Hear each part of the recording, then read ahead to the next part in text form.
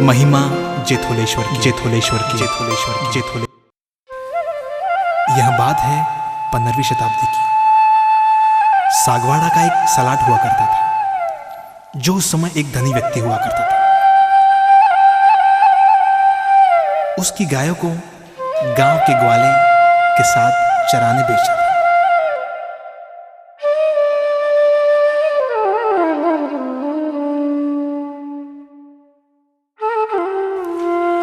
और हानेला क्षेत्र में जाते ही सलाट की गाय अपने झुंड से अलग हो जाती थी।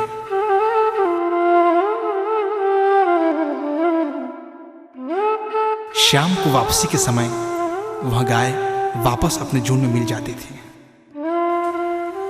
रात्रि के समय जब सलाट दूध निकालने बैठती थी, तब गाय के थन से दूध आता ही नहीं था। ऐसा कई दिन तक होता रहा। गाय से परेशान सलाट ने ग्वाले को घर पर बुलाया और गाय के थन से दूध के गायब होने की बात रखी और पूछा कि दूध तू तो नहीं निकाल लेता। तब ग्वाला हाथ जोड़कर विनती करता है और इस बात से अनजान होने की बात कहता है।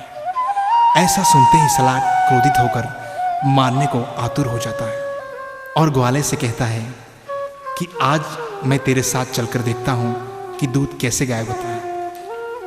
और वो दोनों निकल पड़ते हैं।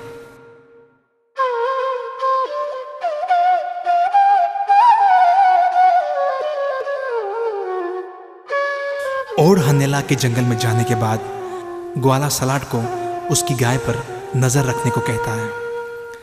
तभी कुछ समय बाद गाय अपने झुंड से अलग होकर एक पहाड़ पर चढ़ने लगती है। तब सलाट भी अपनी गाय पर नजर रखते हुए उसके पीछे पीछे चल देता है। पहाड़ पर चढ़ने के बाद सलाट अचानक देखता है कि उसकी गाय छोटी छोटी झाड़ियों पर अपने दूध की धार छोड़ देती है। जब सलाट अपनी गाय के पास पहुंचता है तो गाय उससे दूर भाग जाती है। तब सलाट दूध से सनी हुई उन झाड़ियों को काटने लगता है। अचानक उसकी कुल्हाड़ी झाड़ियों के भीतर छिपे हुए पत्थर पर जा टकराती है और उसे झटका सा लगता है। वह देखता है कि उस पत्थर से खून बह रहा है। तब आसमान से आवाज आती है कि यह कोई सामान्य पत्थर नहीं, बल्कि यह साक्षात शिवलिंग है। तत्पश्चात सलाट उस साक्षात शिवलिंग के सामने नतमस्तक होकर क्षमा याचना करता है। उसके बाद सलाट ग्वाले के साथ और गांव में पहुंचता है। गांव में पहुंचकर लोगों को इकट्ठा कर परिचय देता है। तत्पश्चात सारा घटनाक्रम सुनाता है।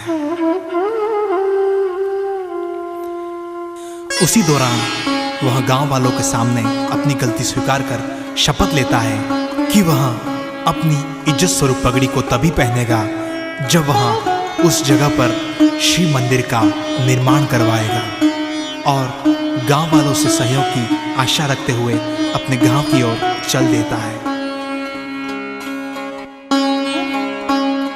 गांव वाले उसकी पगड़ी का सम्मान रखते हुए मंदिर निर्माण में सहयोग देने के लिए तैयार हो जाते हैं। इस प्रकार गांव वालों के सहयोग से शिव मंदिर का निर्माण बहुत ही कम समय में पूर्ण हुआ। गांव वालों ने मंदिर का नामकरण उस सलाट जेता के नाम से जेथोलेश्वर किया।